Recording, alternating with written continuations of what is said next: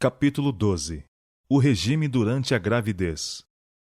Influências pré-natais. O efeito das influências pré-natais é olhado por muitos pais como coisa de somenos importância. O céu, porém, não o considera assim. A mensagem enviada por um anjo de Deus, e 2 vezes dada da maneira mais solene, mostra que isto merece nossa mais atenta consideração. Nas palavras dirigidas à mãe hebreia, Deus fala a todas as mães de todas as épocas. De tudo quanto eu disser à mulher, se guardará ela.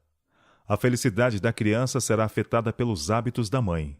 Seus apetites e paixões devem ser regidos por princípios.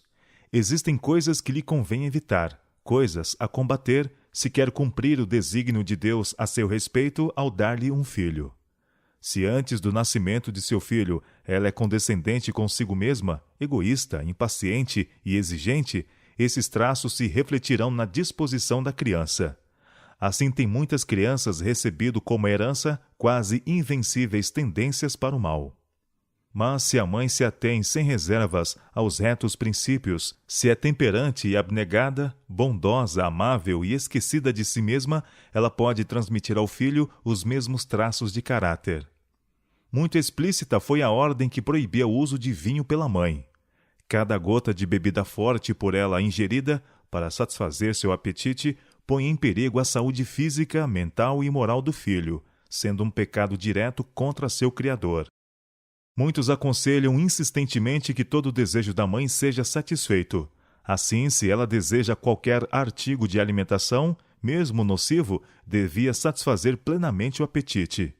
Tal método é falso e pernicioso. As necessidades físicas da mãe não devem de modo algum ser negligenciadas. Dela dependem 2 vidas e seus desejos devem ser bondosamente considerados, supridas generosamente suas necessidades. Mas nesse tempo, mais que em qualquer outro, tanto no regime alimentar como em tudo mais, deve evitar qualquer coisa que possa enfraquecer-lhe o vigor físico ou mental. Pelo próprio mandamento de Deus, ela se encontra na mais solene obrigação de exercer domínio próprio sobre si mesma. Quando o Senhor quis suscitar Sansão para libertador do seu povo, ele prescreveu à mãe hábitos corretos de vida antes do nascimento de seu filho. E a mesma proibição devia ser imposta, desde o princípio, ao menino, pois devia ser consagrado a Deus como nazireu desde o nascimento. O anjo do Senhor apareceu à esposa de Manoá, informando-a de que teria um filho, e em vista disso, deu-lhe as importantes orientações. Agora, pois, guarda-te de que bebas vinho ou bebida forte, ou coma coisa imunda. Tinha Deus uma obra importante para o prometido filho de Manoá realizar, e foi para garantir-lhes as habilitações necessárias para essa obra que os hábitos, tanto da mãe como do filho, deviam ser tão cuidadosamente regulados. Nem vinho, nem bebida forte beberá. Foi a instrução do anjo para a esposa de Manoá. Nem coisa imunda comerá. Tudo quanto lhe tem ordenado, guardará. Pelos hábitos da mãe, o filho será afetado, para o bem ou para o mal. Deve ela mesma ser controlada pelo princípio e praticar a temperança e renúncia, se quiser buscar o bem-estar do filho. Guarde-se a mulher. As palavras dirigidas à esposa de Manoá encerram uma verdade que as mães de hoje fariam bem em estudar. Falando àquela mãe, falou o Senhor a todas as mães ansiosas e tristes daquele tempo e a todas as mães das gerações sucessivas. Sim, toda mãe pode compreender seu dever. Pode ela saber que o caráter de seus filhos dependerá muito mais dos hábitos dela antes de nascerem e dos seus esforços pessoais após seu nascimento do que de vantagens ou desvantagens externas. Guarde-se a mulher, disse o anjo. Esteja ela preparada para resistir à tentação. Seus apetites e paixões devem ser controlados pelo princípio. De toda mãe se pode dizer: guarde-se a mulher. Algo contra que deve lutar, se quiser cumprir o propósito de Deus para ela, ao dar-lhe um filho. A mãe, que é hábil professora de seus filhos, deve, antes de seu nascimento, formar hábitos de abnegação e domínio próprio, pois transmite-lhe suas próprias qualidades, seus próprios traços de caráter, fortes ou fracos. O inimigo das almas compreende esta questão muito melhor do que o fazem muitos pais. Trará a ele tentações a mãe, sabendo que, se não resistir a ele, poderá por meio dela afetar seu filho. A única esperança da mãe está em Deus. A ele pode ela recorrer em busca de graça e força. Não buscará em vão. Habitá-la-á a transmitir à sua prole qualidades que os ajudarão a alcançar êxito nesta vida e a ganhar a vida eterna. O apetite não deve tomar as rédeas. É erro generalizado não fazer diferença na vida de uma mulher antes do nascimento de seus filhos. Neste importante período, o trabalho da mãe deve ser aliviado. Grandes mudanças se estão efetuando em seu organismo. Este requer maior quantidade de sangue e, portanto, mais alimento da qualidade mais nutriente para se transformar em sangue. A menos que tenha suprimento abundante de alimento nutriente, não poderá reter sua força física e sua prole é privada de vitalidade. Sua roupa também precisa de atenção. Deve ter cuidado em proteger o corpo da sensação de frio. Não deve desnecessariamente chamar a vitalidade para a superfície, a fim de suprir a falta de suficiente roupa. Se a mãe se priva de abundância de alimento saudável e nutritivo, sofrerá falta de sangue, na qualidade e na quantidade. Sua circulação será deficiente, e ao filho faltarão os mesmos elementos. Os filhos serão incapazes de assimilar alimento que se possa converter em bom sangue, para nutrir o organismo. O bem-estar da mãe e do filho depende muito da roupa boa e quente, assim como de bastante alimento nutritivo. O saque extra sobre a vitalidade da mãe deve ser considerado e atendido. Mas, por outro lado, a ideia de que a mulher, por causa de seu estado especial, possa deixar o apetite de rédeas soltas é um erro baseado no costume, mas não no são raciocínio. O apetite da mulher nesse estado pode ser instável, caprichoso e difícil de ser satisfeito. E o costume permite-lhe qualquer coisa que ela imagine, sem consultar a razão quanto a poder tal alimento suprir-lhe nutrição ao corpo e ao crescimento de seu filho. O alimento deve ser nutriente, mas não de qualidade excitante. Diz o costume que se ela deseja alimentos cárneos, picles, pratos condimentados ou pastéis de carne, que os coma. O apetite, tão somente, é que deve ser consultado. É este um grande erro e causa muito dano. Este dano não pode ser calculado.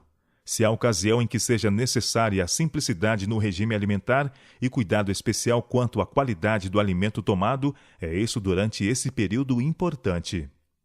As mulheres dirigidas por princípio e bem instruídas não se desviarão da simplicidade do regime alimentar, sobretudo nesse tempo. Considerarão que há outra vida que delas depende e serão cuidadosas em todos os seus hábitos, e especialmente no regime alimentar. Não devem comer o que não nutra e seja excitante, simplesmente por ter bom gosto. Há demasiados conselheiros prontos a persuadi-las a fazerem coisas que a razão lhes diz que não devem fazer. Nascem crianças doentias por causa da satisfação do apetite por parte dos pais. O organismo não requeria variedade de alimentos nos quais demoravam o pensamento. Pensar que, por estarem no pensamento, devam também estar no estômago é um grande erro que as mulheres cristãs devem rejeitar. Não devem ser permitido à imaginação controlar as necessidades do organismo.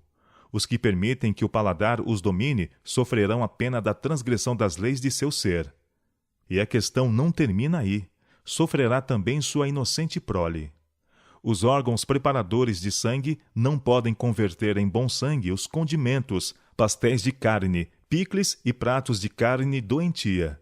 E se introduzir no estômago tanto alimento que os órgãos digestivos sejam obrigados a sobrecarregar-se do trabalho a fim de dispor dele e livrar o organismo de substâncias irritantes, a mãe faz injustiça a si mesma e põe na prole as bases da doença. Se prefere comer conforme lhe agrade e naquilo que imagina, independente das consequências, ela sofrerá a penalidade, mas não sozinha. Seu filho inocente sofrerá por motivo de sua indiscrição. Efeitos do excesso de trabalho e de um regime insuficiente. Em muitos casos, a mãe, antes do nascimento de seus filhos, é deixada labutar diuturnamente, excitando o sangue. Suas forças deviam ter sido cuidadas ternamente. Raramente são diminuídos seus encargos, e esse período, que mais que todos os outros lhe deveria ser um tempo de repouso, é o de fadiga, tristeza e acabrunhamento. Por demasiado esforço de sua parte, priva ela seu bebê da nutrição que a natureza lhe proveu, e excitando o seu próprio sangue, comunica ao filho má qualidade do mesmo. O bebê é privado de sua vitalidade, privado de forças físicas e mentais. Foi-me mostrado o procedimento de B em sua própria família. Tem ele sido severo e exigente. Adotou a reforma de saúde advogada pelo irmão C, e como ele, abraçou pontos de vista extremos sobre o assunto. E não possuindo mente bem equilibrada, cometeu terríveis desatinos, cujos resultados o tempo não apagará. Auxiliado por trechos extraídos de livros, começou a pôr em prática a teoria que ouvira defendida pelo irmão C, e como ele, fez questão de levar todos a adotarem a norma que ele erigira. Submeteu a família às suas regras rígidas, mas não deixou de controlar suas próprias propensões animalescas. Deixou de colocar-se à altura do alvo, subjugando seu corpo. Se tivesse conhecimento correto do sistema da reforma de saúde, teria sabido que a esposa não estava em condições de dar à luz crianças sadias. Suas próprias paixões, não subjugadas, tinham dominado, sem raciocinar da causa para o efeito. Antes do nascimento de seus filhos, não tratava ele a esposa como deve ser tratada uma mulher em suas condições. Não proveu a qualidade e quantidade de alimento necessário para nutrir 2 vidas em vez de uma. Outra vida dela dependia, e seu organismo não recebia o alimento saudável e nutritivo para lhe suster as forças. Havia falta na quantidade e na qualidade. Seu organismo requeria mudanças, alimento de variedade e qualidade mais nutritivas. Os filhos nasciam-lhe com um aparelho digestivo débil e sangue pobre. Do alimento que a mãe era forçada a receber, não podia ela prover boa qualidade de sangue, e, portanto, deu à luz filhos escrofulosos.